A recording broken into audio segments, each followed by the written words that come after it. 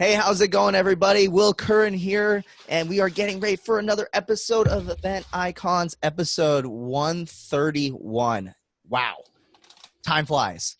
I can't believe we're already doing this. In fact, we have some guests returning today who you might have seen on the past episodes, so we'll introduce them in just a little bit today. But we are talking about cybersecurity, the good, the bad, and the really, really ugly. It's one of those topics that you probably right now are thinking, my cybersecurity is great. I got strong passwords, whatever. Well, we're here today to scare you a little bit and also to realize the vulnerabilities that not only you have, but also your attendees have, your venues, your vendors, everybody related to it. So if you want to learn what you're doing wrong and how you can help protect yourself, this is going to be the super tactical episode to check out. So let's jump right on in. Episode 131. Let's kick that intro. Let's go.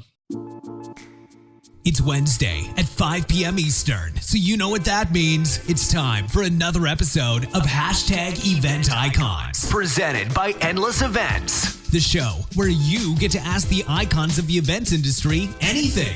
Use the question panel on the webinar to submit your questions. Or you can hop on Twitter. Submit your questions with #EventIcons. We'll be answering your questions live during the entire show. Before we get started, the more people we have watching, the better conversation we can have. So please help share #EventIcons on Twitter and Facebook. Just tell your friends to watch at www.event-icons.com. Now, without any further delay, this is #EventIcons. All right, everybody. So we are here to talk about cybersecurity, and I'm not going to lie, I am no expert on this. So I brought two of the smartest guys I've ever met when it comes to cybersecurity. First, you're going to recognize the first one, who's I think on my right or left. He's somewhere around here. You notice he might have a different haircut than you're used to having. I'm joined by the wonderful, the amazing, from Minneapolis, Minnesota, Brandt Krueger. Hey, man. So you guys know Brandt. Brandt's been a host of the show now for over a million years now. He's super duper old. Get used to it. It's all good. But Brandt, if you guys didn't know, Brandt's been doing a talk around the conference circuit about cybersecurity, and it's absolutely fascinating. Occasionally get to join in with him and talk about it as well, which is really exciting. So we had to do an episode on this because we realized there's so much education that's need to be done. So thank you for joining us today, Brandt, not as a host, but as a guest. It's honestly my pleasure because this is something I'm very, very passionate about and something that we really need to be having a much more serious conversation about in our industry. I love it. I love it. All right. Also joining me today is a past guest. And if you haven't seen him on episode 40, which was 2017 event trends, or episode 92, which was 2018 event trends, you'll also technically, other than this episode, be able to catch him on December 12th on episode 143, talking about, you guessed it, 2019 event trends. We are joined today by the lovely Jim Spellos, master of technology and all things techno gizmo. Jim, thank you so much for coming back and joining us today. Sounds like I'm not doing anything else except being on the show, but that's a cool thing, right? People ask me that question all the time too, and then I tell them, nope, I actually run an AV company, and then they go, wow. So you're totally busy beyond all this, so we appreciate you taking the time to join us today. And it's so cool to be able to talk with Brandt about cybersecurity. It's something that I've been teaching for a while too. And as a former planner, and we just don't get it. And you know what? I just want to congratulate and thank all the people who are out there who actually tuned in knowing the show is about cybersecurity. Because even though you're the ones we probably shouldn't be preaching to as much, we need to get the word out there to help everyone stay safer. Yeah, speaking of the word out, if you know someone who doesn't do what we're going to be talking about today, feel free to grab this link, paste it into your email, and send it over to them because you need to tell them to check this out for sure. Yeah.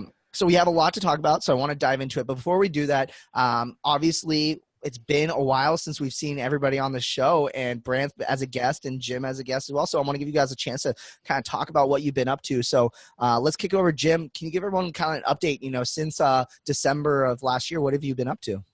It's been a busy year, actually. I had a couple of issues during the early part of the year, but I've been doing a rebranding. New website just came out this week, which is really cool. What's the website? Where can people, what's the website URL? www.meeting-u, as in university.com. We have a new little catchphrase for what I'm going to be doing. A lot of it's about you just don't know and don't understand the change that's coming and how it's going to completely impact what we do in this and every industry. So talking a lot about that, talking about cybersecurity, talking about the way cool shortcuts and tips that are out there. You know, it's funny, the session titles sort of stay the same, but the content's always changing. It's always moving around. And right now with AI and all the mixed reality that we talk about on the episodes at the end of the year, you know, it's just a really exciting time. I wish I was a planner again to some extent because there's so many cool tools that are out there. That's true. I think we all sometimes wish we were planners and not suppliers because there is a lot of really cool stuff happening for sure. But it's also a scary time to be planner too, so which we'll talk about a little bit today too. With more technology means more security risk. So again, thank you for being on the show. Brandt, give everybody the lowdown. What have you been up to? Because there's been a lot of crazy stuff happening with you too. It's been a whirlwind summer. I was one of those ones where I just kind of blinked and suddenly it was August.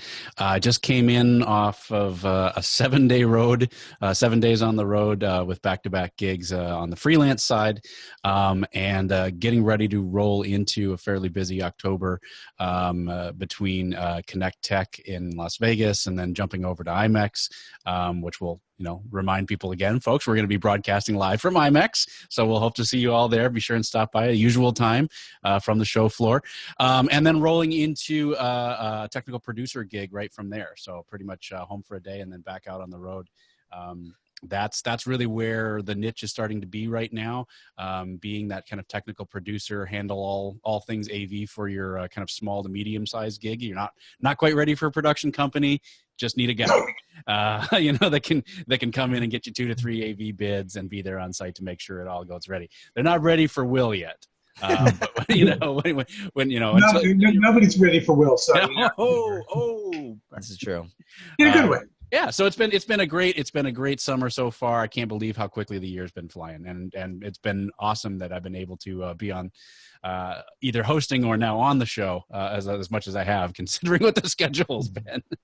I think it is mind blowing too. Yeah, how many people don't realize like how busy we all are on top of hosting the show and everything like that. It's just absolutely nuts. So, and not to do the self patting too much, but that's one of the things that I love about all of us on this show is that we're all active in the industry. All of us are working, and most of the guests as well are like active in the industry. So we all have our day jobs and we're all going out there and doing them, and that's why you only usually see 2 of us at a time. That's true. That's so true. Yeah, when we get all of us together in physical location, it's a miracle in history for sure. All right, cool. Well, let's jump into it because there's a lot to talk about. We only got 54 minutes to drop knowledge bombs all day long. So today we're talking about cybersecurity, and the way I kind of wanted to lead with it is talking a little bit about horror stories and what we've seen in the past. And I'm sure you guys all have horror stories out there in the audience. So if you have a horror story when it comes to cybersecurity, password, open Wi-Fi, those kind of crazy stories that we all know and have, leave them in the comments below, put them in the chat. We'd love to see them and share them with us. But I want to give these guys a chance to share some crazy stories and crazy things that they've seen. So who wants to jump at it first? I'm going to go bigger school on the story, more for my role as a speaker these days. Because, part of what we love when we get to a facility is this amazing endless bandwidth that we all can tap into.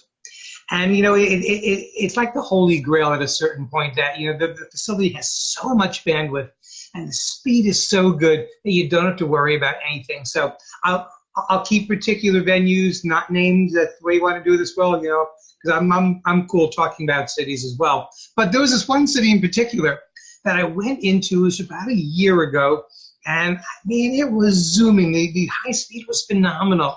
And then I put my VPN on and it didn't work. And I go, that's interesting. I'm talking at this conference about cybersecurity. So I figured it must have been something wrong with the VPN. And if you don't know what a VPN is, Brandt, I know you and I are going to talk about that later anyway. But all of a sudden, I took it off and put it back on. It still didn't work. And after about a half hour trying to make this happen, I was able to reach out to somebody at the facility who said in no uncertain terms, no, we don't want your VPN on. We're controlling your security. I go, do you understand that I'm giving a talk about cybersecurity, how easy it is to get through these systems at the convention, at this facility? And of course, they were clueless about that. They just figured they'd be protecting everyone by saying, no, we'll take care of your security. Now, a panelist, raise your hand. Anyone who thinks you're secure in a convention center or a hotel digitally, please put your hand up now. No, not happening with any of us, is it? Again, a horror story, because sometimes what you think is a perfect setting really is the most dangerous setting you can walk into. It's so true. I think when you think you're secure and you entrust your security to someone else, that's when bad things happen, right? Like, I think one of the biggest things that we'll probably talk about, and I love talking about, is how physical security relates to digital security, right? Mm-hmm. And far too often, you wouldn't trust the security of your house, right? How secure is your house to just the security guard at the front or someone saying you're going to be protected, right? You wouldn't do that. So, Brandt, what about you? What's a crazy horror story that you've got? I think one of the miracles is that we don't have worse horror stories at this point in our industry. The worst ones that I've heard of is almost every hotel chain has been hacked at this point, including sensitive credit card data, personal information, and I'm annoyed and impressed at how well they've done at sweeping it under the rug. That these are not getting, these are hacks that are along the same lines as what we've seen from Home Depot and Target, and they're just getting swept under the rug, and they're not making mainstream news. And these are targeted attacks. Some of the attacks in Eastern Asia are being specifically targeted at like high level CEOs and things like that coming from other countries in trying to get their personal information. And so it's a minor miracle, I think, that our industry hasn't had worse attacks than what we've seen before, other than what's coming in through the hotels. And, we'll get into some of the hotel stuff and some of the other what we can do to beef up those systems and make them better, and VPNs. And I think most people, if you're sitting out there and what's a VPN, or maybe you've heard of it, but you don't know what it does, we'll definitely define what that means. Yeah, we'll get into that for sure. Okay, so you guys have both talked about facilities and hotels. I want to talk a little bit about hotel Wi-Fi, because it seems like a very, as you guys have kind of talked about, the first starting point that a lot of people have issues with. So let's talk about like the state of hotel Wi-Fi. What are the issues that you guys are seeing when it comes to facilities and their Wi-Fi? What are they doing wrong? Let's make it broader. The state of public Wi-Fi is that it is so insecure no matter where you go, whether it's a hotel, whether it's a coffee shop, whether it's your cable company that's providing Wi-Fi. It's completely open. And because of the proximity you are to someone who might want your information, you're a walking or a sitting target. So it's no different in a hotel. It's no different when I go to my room and I click on the Wi-Fi. And sometimes you'll see the hotel say it's a secured connection. And I usually start laughing at that point. Oftentimes, though, they do sort of, hedge their bet and say, don't trust this connection being completely secure. Do what you need to do. But that's the first thing that planners have to understand. Nothing is secure. Nothing is unhackable, because I like what somebody once said, is it's easier to play offense than play defense.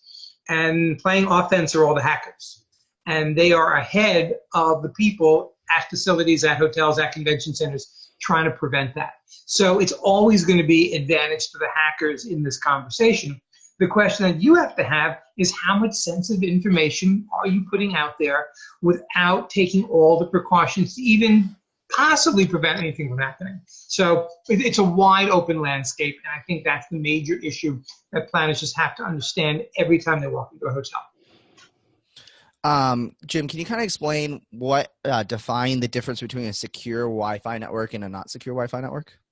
Well, there's encryption security that goes on, that you can actually transmit stuff that doesn't look like the characters and the numbers that you're putting in there when you're typing it.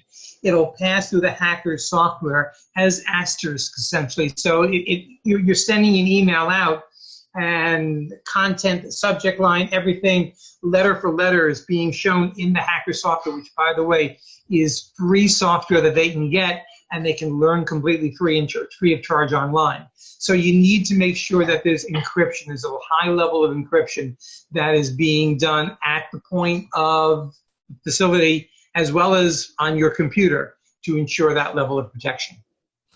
That's awesome.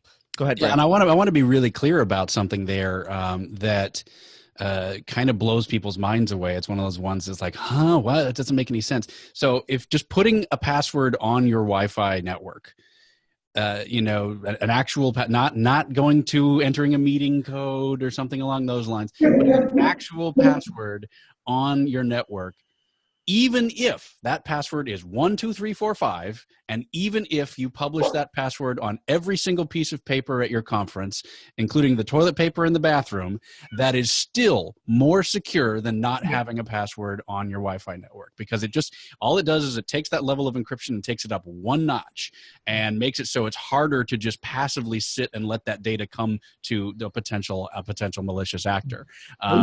Brandt, you've seen the websites that show you the most common passwords. And you mentioned 12345. 12345 I think, is the most common password, second to 12345. It's amazing what people use to try to help them remember it. And you're right, it does have a little bit of help, but I don't want this to be fool's gold either. I don't want people to think, well, I got a password on there. It's my dog's name. Yeah, I'm talking specifically about Wi-Fi networks. By just doing that, which is what's so frustrating about venues and hotels, is by having it be an open network that then you go and you type in a meeting code or something like that. That is not encrypting your traffic at all. Mm-hmm. Not encrypting your data. So even if I'm just saying, even if you used 12345, and even if you publish that on every single piece of paper in the venue, that's still more secure than not having one at all. Yep, absolutely correct. And the passwords that are being used on your home router, which, I mean, let's talk about this. That you get the new router, it's given to you by your cable company, and all of a sudden you think you're secure. And the router is a website called routerpasswords.com that you can go into and get the default admin name and password of every single major router that's out there. So when you hear about some of the hacks that are happening now and moving forward, hacks that are based not necessarily on our computers, but on the IoT, by all the devices that are connected to the internet, these all have default passwords and usernames on them. And that's the first thing, whether you're using it at your event, in your facility, in your home, the first thing you should be doing is making sure you change that to something that is not obvious. That's not going to be something people go, I can guess this in 2 or 3 tries. Ooh, I like it. Well, let's talk about passwords. Should we pivot over to passwords? So we've talked. Oh, Brandt, do you have more about hotel Wi-Fi that you want to talk about? Well, I was wondering if it would make sense to take kind of a step back, and because as much as I want to get into the realistic things that people can do, I think there's still in our industry a little bit of, well, why should this matter? That's up to the venue. That's up to my mobile app provider. That's up to, people way beyond my pay grade to handle. So I'm wondering if it makes sense to take a moment and just talk about the types of information that we as an industry are responsible for, and why I think, honestly, we are a big, delicious, juicy target. And again, why we're kind of lucky that we haven't been hit so far. Yeah, let's hit it. I'd love to hear, why should people care, right? Like, oh, we're the events industry. There's maybe 100,000 of us working inside the industry, 200,000, whatever it may be. Like, we're a small industry compared to banking, right? Or shopping. We're such connectors. We're connecting hundreds, if not thousands of people at every one of our events. So for every one of us in the industry, we're responsible for thousands and thousands of people and their information and their credit card and their spouse names and medical stuff. I mean, it's amazing when you consider everything that's being asked on a registration form these days is stuff that is now accessible through any sort of hack that occurs, whether it's prior to the event or at the event. That's exactly it, Jim. You hit it right on the head. When people think of data and hacks and things like that, they immediately go to credit cards. And while, yes, that's where, your registration platform is going to be responsible for protecting, credit card data and things like that. And man, if they're not doing that, we got bigger problems. but on a base level, all of our registration information, so often we're seeing it bounced around in an Excel spreadsheet from person to person, oh, when are the VIPs coming in? Oh, here, let me send that to you, or throw it on Dropbox or something like that. The information that's contained in a typical event is ridiculous. I mean, we're talking, executives their titles, their spouse names, when their flights arrive, where they're staying, what their taxi service is that they're going to be using. With those 6 bits of information, imagine the email that you could craft, that says, hey, Ms. Johnson, see, you're going to be speaking at the cyber conference this week. We noticed that you're coming in at 6:10. That's going to be a little tight for our driver who's going to be from this service. Click on this link to verify what time you're going to be arriving. And so all of that information is then going to look incredibly legit. Boom, I click on the link. Boom, you're hacked. Yep, completely. Oh my gosh. And when you think about that, it's going to prevent the hackers from having to use LinkedIn to do all that work, because now they're going to get it directly from the organization. By the way, that has a name, and that's called spear phishing. When you really want it, when you hear stuff about that, it's really targeted phishing. And we are just opening up all of our VIPs to being that target on a regular basis. It just doesn't make sense. Yeah. So all of that extra data is incredibly important as well to hackers. It's not just credit card data and social security numbers. It's that type of information is what allows them to do, to gain your trust, so that you click on the link or you give them a piece of information more than what they already had. And then that kind of social engineering is what lets them move on to the next level. And we have so much of that information in our events. Let me just jump on one comment and one term that Brandt just made, because social engineering is a fascinating conversation in and of itself. And if people don't know what that means, it means that you can be hacked without people having any access to information other than you're telling to them, you're giving to them. The fact that we are way too trusting in terms of, this person's not going to use this for nefarious circumstances. But we have to really be aware that whomever we give our password to, might actually be looking for that and now got it from you in a very easy way, rather than trying to work for 3 days. And remember, they're all looking for low-hanging fruit. So the easier they get the information, the more likely you're the one that's going to be hacked. Yeah. So I don't even have to moderate this the password's written right there. What you guys are talking about. I'm just blown away. I was gonna, Will, if you want to go grab a coffee, we can. I'll sit back, grab a beer, and watch this conversation. I mean, you guys are doing awesome. Obviously, that helps when I have another host as a guest, because the conversation needs to go. But you guys, so my question becomes, I think people are like, shit, I'm scared. What? Okay, so who's responsible? I'm not even done scaring, man. I can keep. There's so much more. I think there's more that we'll probably do as we go along. But ultimately, who do we have to talk to about this? Right? Is this the IT person? Is this? Yeah. Oh, God. Who do we have to have these conversations with? All of us. Everyone. Yep. Here's the thing. Our industry, the planners, I've always said we are hyper generalists, that we have to be really good, but not great, at an awful lot of things. We need to know a little bit. This is one area that we have to give up that title. We have to go, I know nothing about this. And not only getting the hotel and their technical team involved, but getting your technical team involved and getting the talk early on. We might even talk later on about mesh networks versus using the network that's at the event. But I think this has to start at the point of contract, if not before. They have to talk about data integrity and what the system's like and what upgrades are going to be happening. And Brandt, it's as you said, it's a conversation that has to happen with everyone from the get-go. Yeah, I mean, it's time for all of us, I think, to start taking personal responsibility and for the security. Not only, there's been a lot of conversations about physical security of our events, and I think it's time to move that conversation into the cyber side as well. Will had posted in the chat talking about the number of times that he's walked by a reg desk and just seen an open laptop lying there, and I can't tell you the number of times that I've seen that Post-it note with the password on it that's sitting there, or at the very least I would think to check underneath, lift up the laptop and look at the bottom of it. So that brings up, I think, a really important point of starting to And I think we're doing this again in regards to physical security, but thinking about data security as well, paying more attention to our staffing on site. You know, who do we give those passwords to? Who really needs that information?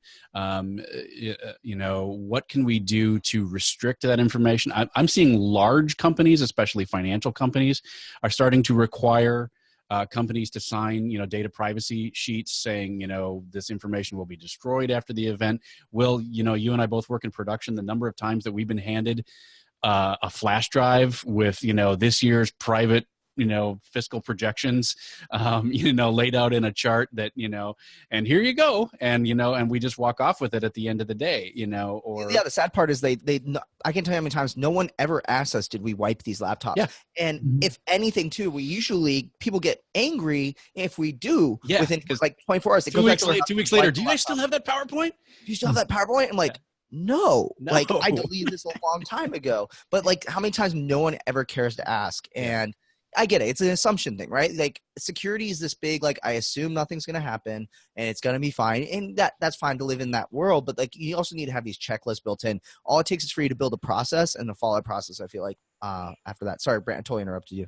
No, not at all. Not at all. I was just kind of starting a conversation on the staffing side of, you know, what we can do on those things in that area. But Brandt, we hire people, you know, hourly rate, you know, from third-party vendors. You know, so we're giving them all this access, you know, yet all the devices and all the functionality, the tech functionality that's going to be really, really super cool over the next few years is going to have bundled with it a price, and the price is all this data is going to be sort of out there. So, you know, part of what I sort of threw this out earlier, but, you know, are we at a point right now where we even completely avoid the hotel network entirely, and that planners have to bring in their own? And that's the only way that they're going to be secure. If they're not even going to try to start locking down, I mean, at this point, there's no excuse for not putting, you know, encryption on the hotel networks. It's just laziness at this point. So if they're not even going to try, I think that's a totally legit question, Jim. Is do we even bother with those networks? You know, instead find a trusted vendor that you can bring into your events and just have it handled. So I'm sorry, you and I both know the answer to that is that the companies aren't going to pay for that. You know, that's going to be one of those things where they're going to say, wait a minute, there's already a Wi-Fi network at the hotel. Why don't we use theirs? And until they get hacked, that's a fine answer. And once they do, then it's, oh, blank, we should have taken that advice. But, you know, it just seems to make sense. I know a lot of financial companies do that all the time. They're bringing in their entire own networks. They're laying it out up there. These mesh networks are more secure, not unhackable, but more secure than anything else that's out there. Just a modicum of security, just a little bit. I think you can really just take what Brandt said earlier, which is if you can make your line of defense one gauge stronger than the previous person, you're that much less likely to be hacked because low-hanging fruit. I don't want to deal with all that stuff in your password. I'll find someone who didn't put a password in there.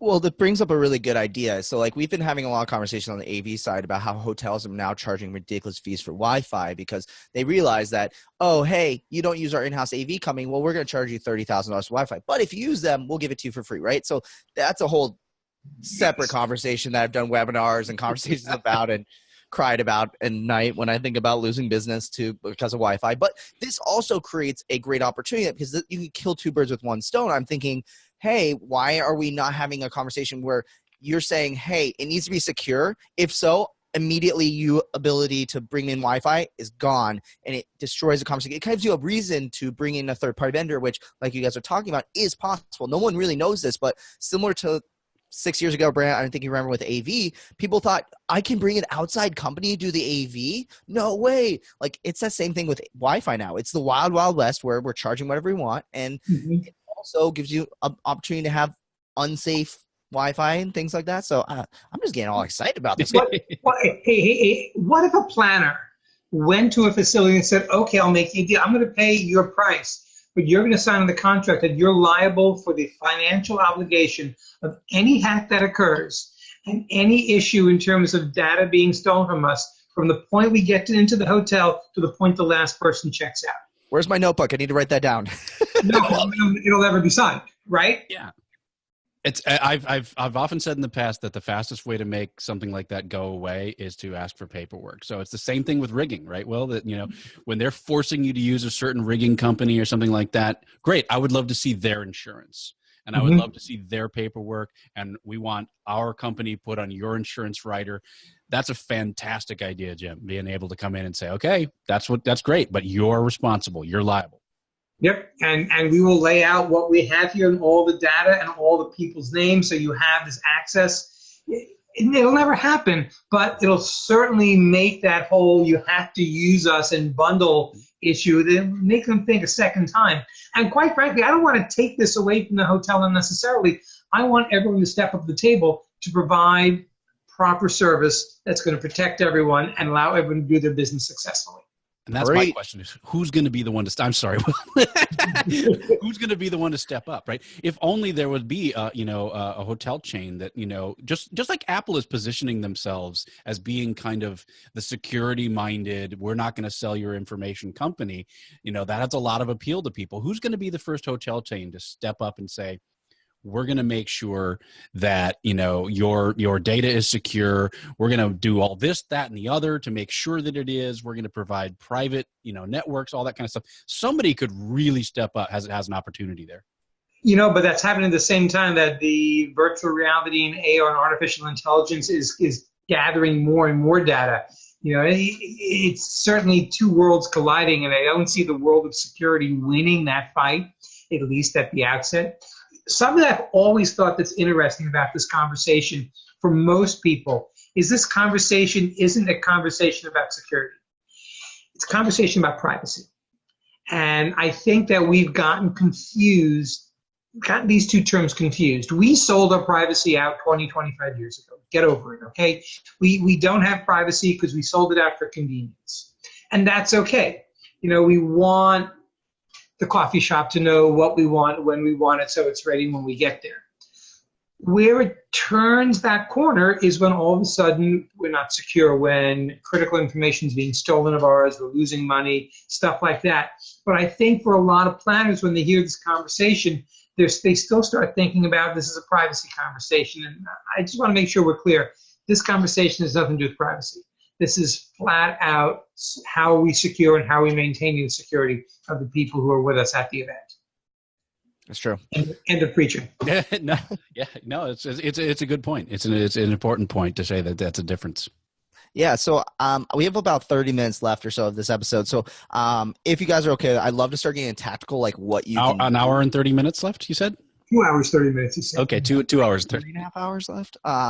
It always feels like there's never enough time for this, right? Like an hour is never enough. But the point of this is to get people thinking about this, right? Maybe we'll do a part 2, or maybe this is just start your Google search of looking into this. But I'd love to start jumping into what can people do. I think people are severely freaked out. If you're not, then probably need to start looking into this a little bit more. I hope you're freaked out, but let's start talking about what you can do. So there was an acronym that you used early that I want to talk about and address, because I think not a lot of people know what they are. And to be honest, until about 2 years ago, I didn't even use one. And the only reason I got one is so I could look when I'm traveling, I could still get my United States content that I was used to. But you use the word VPN. Okay. Jim, So, can you define a VPN and what it is? Yeah. Okay. VPN, Virtual Private Network. It is a service that takes whatever you are putting onto your keyboard, onto your device, encrypts it, and gets it to a location, a servers outside of the area that you're in, so that local hackers can't access it. So, example, I check into my hotel room, I turn on my computer, I connect to the Wi-Fi, and I will see there a bunch of different, what they call SSIDs, identifiers of the different internet services, MiFis, whatever it might be out there. But without connecting to a VPN, anyone who's out there could be, and Brandt used the term sniffing for data, they could be using a service that can essentially have all of the data go through their computer to see what people are typing in there, and then they can cherry pick what they want. So what a VPN does is it encrypts that. So when they do use these tools, all they're seeing is muddled asterisk, asterisk, asterisk. VPNs can come from corporate. but they also can come from personal. And actually, I use a VPN personally since I'm a one-person operation that plays across all my devices. So I have it on my PC, I have it on my tablet, I have it on my phone, and anytime I'm on Wi-Fi. Not always on cellular, but sometimes I think I should be there too. But whenever I'm on Wi-Fi in an untrusted outside location, first thing I do is I'll put the VPN on. It will slow down your speed typically a little bit, but the flip side is that nosy people around you at your conference in the next room can't access and can't see the information that you are putting into your computer. Just so people can know, what VPN do you use? And is it easy? Is it hard to use? The VPN I use is TunnelBear, and it was recently purchased by, I believe it was Norton or McAfee, one of the two major players, which always makes me shudder because I've always liked TunnelBear a lot. Very easy to use, web-based. You have it on your computer, and you just log in. You tell them what country you're logging in from, and you're connected. Just as easy to use on Android and Apple-based products, tablets, mobile devices. So I tend to look at stuff like VPNs, and we'll talk about password managers later, in the same way I look at getting my car fixed every year and getting them tuned up, because I don't want to have someone say, hey, I can do this, do it for you for free. No, I want to pay someone who I know I trust. I want to buy a product I know that's trustworthy and has a great reputation to be the ones that's protecting my data. So I use TunnelBear. I don't promote anyone, but that's who I've been using for years. As I'm about to sneeze. Brandt, you also go a different route when it comes to your VPN, and you do a hardware way. Can you talk a little bit about that? Yeah, I was going to save it for my pick, but we might as well talk about it now. So I use a hardware box that's about this big. It's like 2 inches by 2 inches, and it's literally called Tiny Hardware Firewall. Mm-hmm. It is a little bit different take on it. I like the services that of the kind that Jim's using, where you can use it on your iPad or all that kind of stuff. The way that mine works is you plug that one into the hard line in your hotel room, and then it becomes a mobile hotspot. So you're able to connect all of your various devices to your own personal device. That then can just be, a mobile hotspot if you want it to, or then you can go in and click and turn on the VPN services. So it's actually on sale right now from $35. It's on sale for $8. But the downside, the not downside, but the other part of it is you're also agreeing to subscribe to the service. So the hardware itself is $8 right now, and then the firewall there, or the VPN that it uses, is I think $90 a year. Mm-hmm. But as much or as little as you want. It kind of bounces around depending on, it's not the kind that Jim was talking about where you can say, I want to look like I'm coming from this country. It just kind of goes to kind of the nearest, largest city's node. So if you're more East Coast, it tends to pop up going through New York. If you're West Coast, it tends to come out, more California. But what that's great for is just, again, getting around this idea that the hotel network is just wide open. So my network, I connect to my firewall's hotspot, then it gets encrypted, it goes out, and it comes out in New York. So anybody sitting on that local hotel network is again seeing just garbage. Hey, Brent, I have a question for you in that, because you mentioned you plug it into the Wi-Fi connection, or you plug it into the hardwire. Does it also take Wi-Fi? Because a lot of hotel rooms don't have hardwire connections anymore. You can, exactly. So it can starts to get a little bit more complicated then, but yes, you can. What you can then do is take your laptop, strap it using a hard line to the firewall. The firewall can then flip and connect to the hotel Wi-Fi. So you're able to do it that way. And then if you really want to get complicated, I've actually never tried it because it has to shut itself down 4 times in order to do it. And if you interrupt it during the 4 shutdowns, it messes everything up. You can actually get it to go Wi-Fi to Wi-Fi. But there's something that's complicated about that makes me really nervous. So I'm like, we'll just, so you can use the little LAN adapter and strap into it from your laptop directly and then connect to the hotel Wi-Fi. That actually works great most of the time. Now, I want to be clear about one thing. This is not the most user-friendly product on the planet. It's pretty much plug and play. It's not terribly complicated. If you've ever set up a router, whether a Wi-Fi router or something like that, then it's going to be relatively intuitive. If you've never done any of that stuff, you might want to stick to the software type of VPNs that Jim talked about. Yeah, and whatever service you're using, whatever product you're using, go to Google. And this is what I always do. If I don't know a product service, I will do a search, but I'll put the word malware in front of whatever product I'm looking at. And what I want to find out is if there's a community of people who are talking about problems they've had with the service. For example, a lot of supposed antivirus providers will initially put a virus right on your computer to make them look incredibly valuable, and that's not what I want to have happening. So you got to do your due diligence before you select any of these, which is why hearing that Brandt's using this or I'm using that is a good first step, but still make sure you do your work, because the last thing you want to do is put a solution that's actually going to crash or worse, make you not even realize that your system's in danger. It's a fantastic point, and there have been some issues with VPNs where they were kind of selling the traffic or selling, metadata type stuff. Yep. Just basic information saying, well, people seem to be going to these types of sites. Well, I think you can imagine where a lot of the sites that people were going to where they didn't want to be tracked might wind up. So that information was actually being sold. Really quick, guys. Anonymized, yeah. Wanted to share some, since we're going to do resources as well. I want to share 2 picks of mine.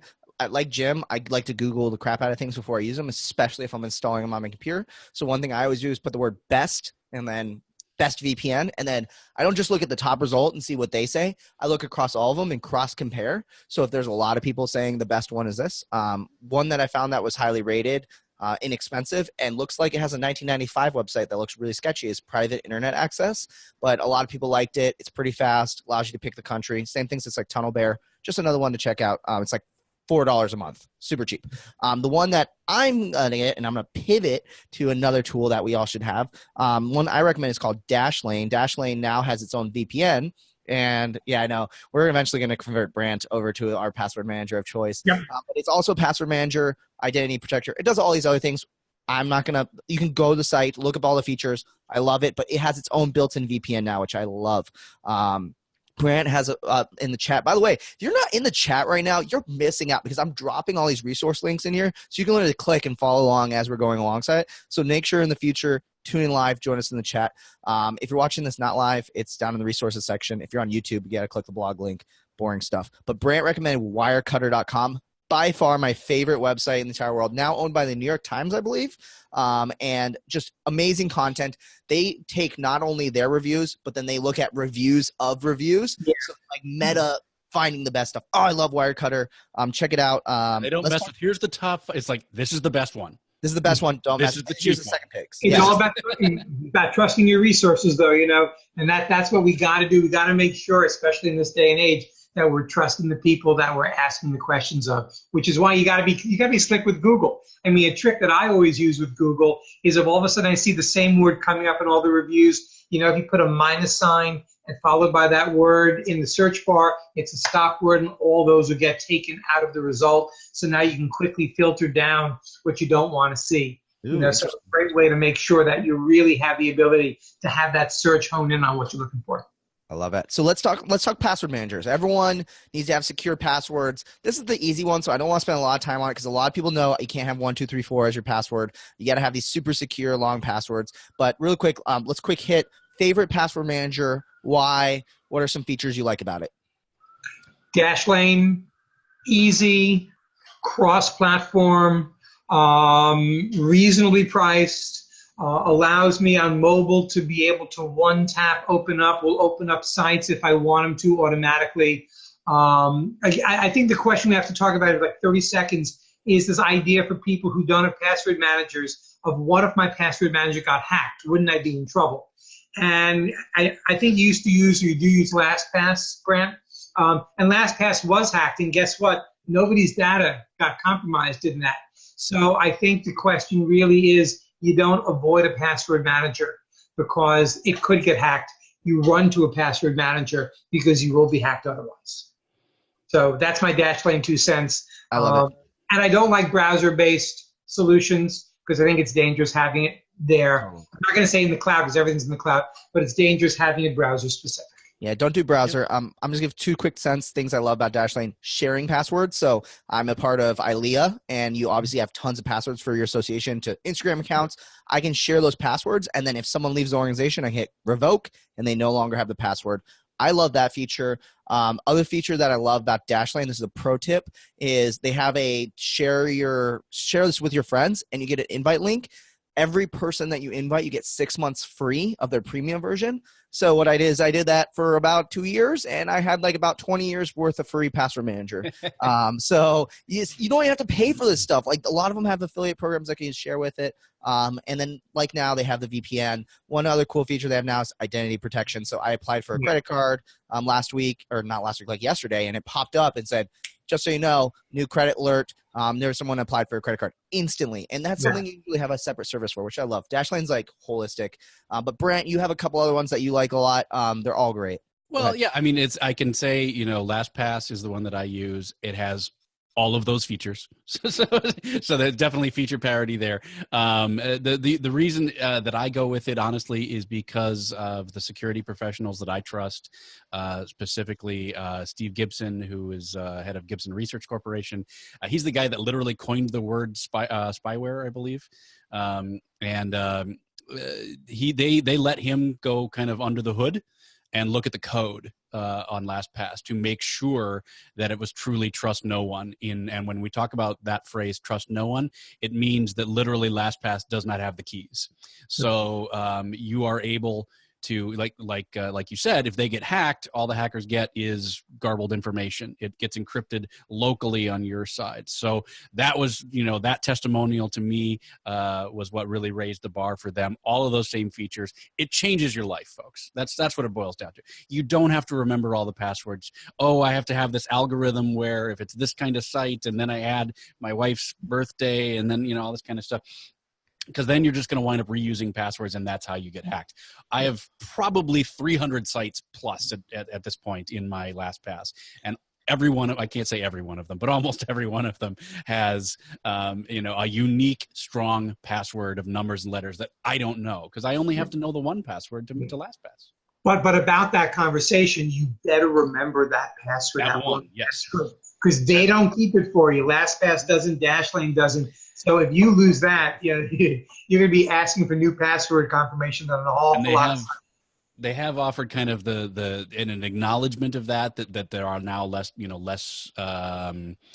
sophisticated users using the platform. They now have ways where you can print out like one-time passwords and throw it in a safe somewhere. So I've got that all turned off. I told my wife as soon as we started the service, I'm like, we forget this password, it's all gone. Yep. so memorize it now. But yeah, it really annoys me. I actually ran into something recently where they forced me to print out a one-time password, without the option to say I don't want that. Can I rail? You did that. Maybe you should switch to Dashlane. It wasn't LastPass. I want to rail for 1 second on an airline site.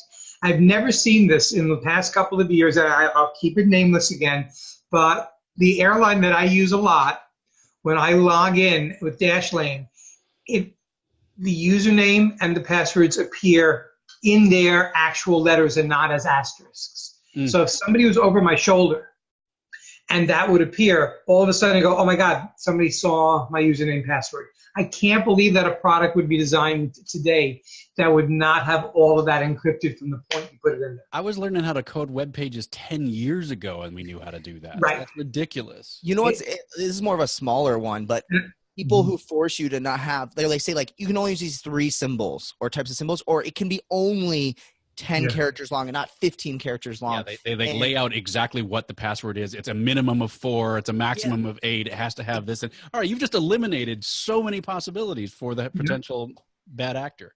At a certain point, I've heard a lot of IT departments would say, take your password, add a 1 or a 2 or a 3 to it. And the reality is that's the stupidest thing you could be doing, because that's going to be that much easier for someone to be able to hack into that. As Brandt said, you have to not know what your passwords are other than your master password. I love that. All right. So I think people need to know they need password managers now. We only have 11 minutes left. So we got to keep burning through these. I want to go into two-factor authentication and how that all works. So we're all used to now our bank texts us and says, enter this code because, to get in your bank account and do that. That's two-factor authentication. It's this idea. Brandt always says something you have and something that something you know and something you have. Did I get that right? Something you have, something you know, something you are. Because when you're really talking about strong two-factor authentication as it moves down the path, it's not going to be something that we have like our phone, but it's going to be something we are, such as retina scan or fingerprint or something that's more biometric. And I think that's where you get from two-step authentication, which is sort of, I have my phone that it texts me a number, to true two-factor authentication. I use it for Google. I use it for Facebook. I have the code generator in Facebook. People don't know, that was the tip that I was going to talk about, is you put TFA, 2FA in Facebook, and you try to log in on your computer, and it's going to say, go to your app and see the 60-second 6-digit code that was created. And you now have 60 seconds to open up the app, get that code, put it in there to make sure that you are the person who's trying to get through that wall, that wall of username and password. And I got to give a shout out to a lot of different providers now who are now incentivizing people to set this up. 90% of the time, oh, not 90, probably like 100% of the time, this is optional, which is crazy because it's so important to have. But things like, for example, this last couple of weeks, Fortnite has giving incentives for if you set up two-factor authentication, you get a specific skin and character. I think a couple different other games are doing that now. I think EA Games is doing that. So cool. We need to start incentivizing people to do this because honestly, it is a little of a pain, but it is so important. So, Brandt, I know you have. Can you kind of explain the basics as far as obviously what the different types of two-factor authentication are and what you've seen work really well? Yeah, and just real quick, you talked about various companies adding this service. I wanted to add the U.S. government to that. So Matt Cutts is the acting administrator of the United States Digital Service and is actively recruiting people from Silicon Valley to come work for the government to help clean up the websites and stuff. I was renewing my TSA pre-check, and they pushed two-factor authentication. So it actually did the whole 9 yards. So how this works, and I'll use this as an example. I'm going to log in. It says, great, create a login and username. Okay, great. I create a username, create a password, use LastPass or Dashlane or another password to create that password. As soon as it does that, it says, okay, great. Now we want to set up a second form of authentication. So a lot of banks and things like this, people have probably seen this where it'll send you a text message. Not the most secure. There's actually ways to get around that, but again, better than nothing. So they're sending you that text message. The way that two-factor works is you actually have an app on your phone, and it'll show you a little QR code on the website. And you just open up the app and say, add two-factor authentication, and you point your phone at the QR code, and it goes, oh, okay, great. That's for this website. And, usually they'll have, be careful what you show there. Well, I know it only works for a minute, but I could hack a Gmail in a minute. And so then, it gives you basically a 6-digit code, and it's all time-based, and it's all based on a certain set of keys and that kind of stuff. And so next time you go to log into that website, you punch in your username, you punch in your password, something and then you open up your app for that two-factor code, and you punch in that 6-digit code, and then you're let into the website. Yeah. So that's a code that's shifting literally every minute. So if you're watching this now, later on YouTube, it doesn't matter that Will just showed us his two-factor codes because those were only good for a minute. They already expired. So why not then for planners have two-factor authentication for all their websites for any time that you want people to be able to have more security in their. Yeah.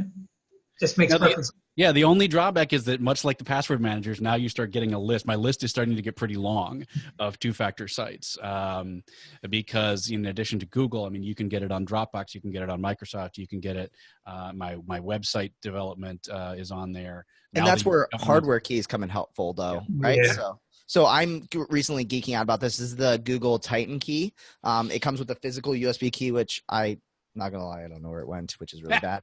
It's on a keychain sitting right by my door. But this is the Bluetooth version, which has been admittedly been not secure, but I can also hook it in via USB. But essentially, whenever I go to my Google account, it's going to say, instead of using that two-factor code or going to my phone or anything like that, which my phone can be easily stolen or hacked or whatever it is, I have to use this physical key, which is so awesome because now I just plug in my computer and it goes, okay, you're good, and logs you in, which now you don't have to know the long list. If you lose that list or the app gets deleted, your hardware key works.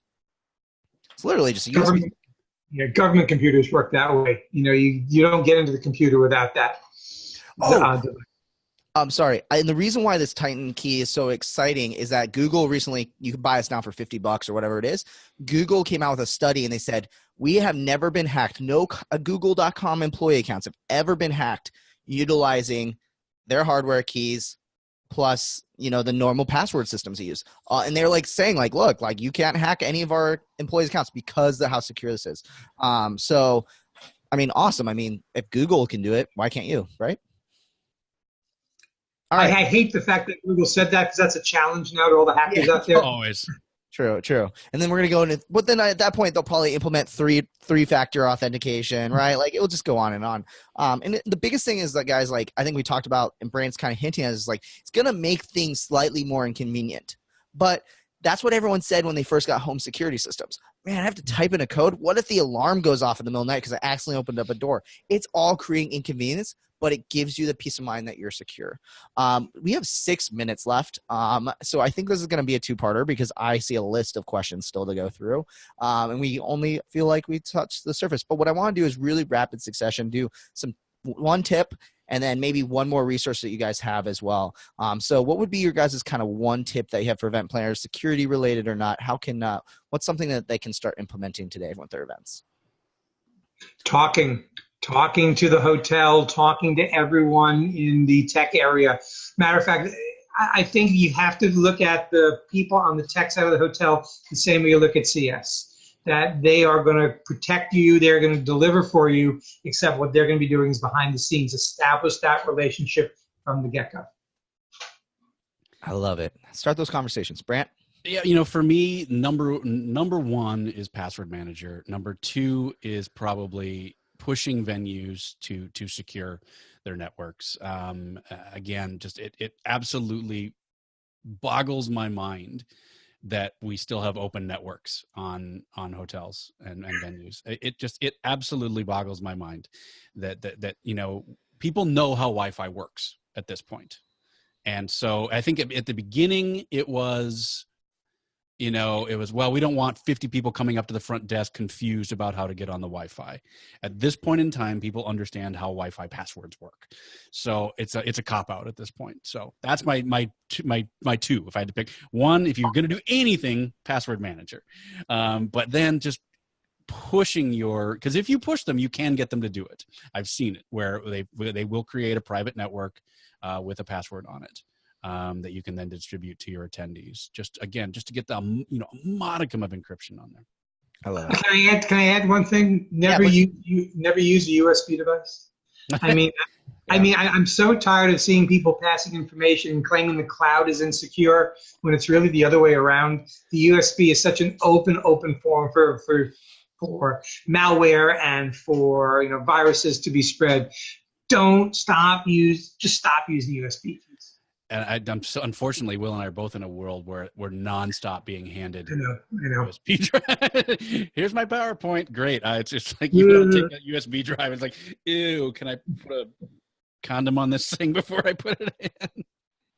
They make those, by the way. It cleans it out and it reduces the number of pins that you can use. Wow. So that it's actually for charging a phone or something like that. So it makes sure that it's only giving you the power charging pins. And it's literally a little sleeve that goes over the plug. So I didn't just make that up to be gross. Okay. All right, guys. We have only a couple minutes left. And with some resources, I keep muting myself. Let's jump into just quick resources that you guys think for places for people to learn more about this, learn more about you, or just a cool book or resource that you guys have. Yeah, let's jump into it. What do you guys have for me? YouTube, the word hacking. Actually, take a look at a product called Wireshark to see how easy it is to hack into your or anyone's computer. In terms of books, I'm not a big reader in terms of books on this stuff because it changes so quickly. But I like some of the courses at Coursera and Lynda. If you really want to dive deeper into hacking and understanding that, there's some great stuff that's out there. So that's and just as one book I'm reading. I know you always talk about books I'm reading. It's a reread, the Fourth Transformation by Robert Scoble. I'm back into that book too. Just it's all going to change. And by the way, the tip of the year for the next, actually called the tip of the decade for technology and passwords and security is quantum computing and the blockchain. And that's another time, right? So I'll turn that over to Brandt right now, throwing those two thoughts as the next decade's conversation about security. So I'm trying to find out if mine is live yet. I just read this a couple days ago. But along those lines, Jim, great ideas from Jim on where to get more information for just the most basic people. When you're ready to start taking things to the next level, like he said, there's Linda and a few. So Delta has just entered into a partnership with LinkedIn and is going to start offering the LinkedIn educational videos as part of their in-flight entertainment. So you'd be able to go in and just take all these classes and courses. But I was trying to find out when that goes live. And it looks like yesterday as we're recording this. So it looks like offers perks starting 9/18/2018. Delta passengers now have access to LinkedIn learning videos for free while they're aboard. So that's huge. That's a lot of fun if that's your carrier. Otherwise, if you really want to take things to the next level and you're like, this is interesting to you and you want to go way propeller hat on it, the guy that I was mentioning before is Steve Gibson. He does a podcast that I listen to every week, and I got to be honest with you, still 90% of it goes over my head, called Security Now. So Security Now is probably twit.tv/SN. And that is a weekly podcast on security and networks. And sometimes it's super deep and super geeky, but at the very least, you can kind of keep paying attention to the news. So I'll go with those as my picks. I love it. Well, one of the things is too, just so everyone knows, as far as resources goes, these guys are definitely resources as well. So you guys, obviously, we're going to have all their Twitter contact information down below in the resources. They're obviously in the chat. They're also on our Facebook group as well. So if you haven't yet, sign up event-icons.com where you'll get a chance to join the group and you can ask these guys questions, get in contact with them. And they're also, I know these guys have talked to them a lot, so I don't think this is too far of a stretch, but they are happy to have conversations about this stuff. I mean, obviously we went over an hour talking about this, and I'm looking at the question list and there's way more we can talk about. So definitely reach out to these guys. They're happy to talk to you about what you can do better, everything like that. So reach out to these guys.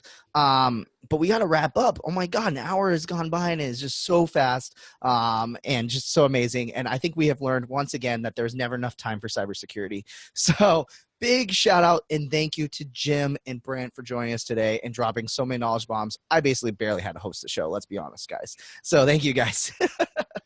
All right, well, let's wrap up. You guys remember, we record this live 5 p.m. Eastern every single week, event-icons.com. We have a brand new web player which allows you to watch the show immediately upon signing up. So no longer do you have to go to event-icons.com, download Zoom, tune in, bleh.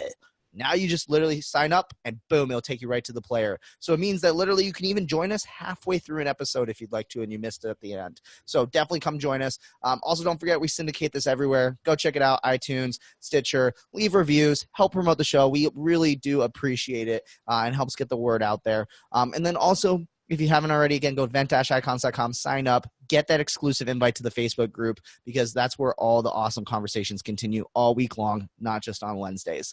And it's also a good chance that if you need help with something, you need a vendor in a certain city or this and that, all the icons are right there and can help you get you connected. So I think we got to wrap up. We got to get out of here. It's been amazing. Go check out this show recording and feel free to watch it 4,000 times so you can get everything good to go. Man, my brain is just mush from all the awesome knowledge bombs that have happened. Again, thank you to Jim and Brandt for joining us today.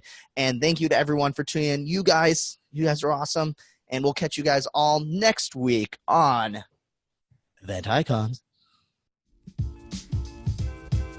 Thank you for joining us for another amazing episode of #EventIcons. To catch the transcription and all of the resources mentioned, head to www.helloendless.com/blog. This week's episode will be posted and available by next Tuesday. Also, let us know what you thought about this week's episode. Share your biggest takeaway. And join the social conversation. Sponsored by Little Bird Told Media. Just tag your post with hashtag EventIcons. We'd love to hear from you. Thank you again for joining us. We'll see you next Wednesday at 5 p.m. Eastern, right here on hashtag EventIcons.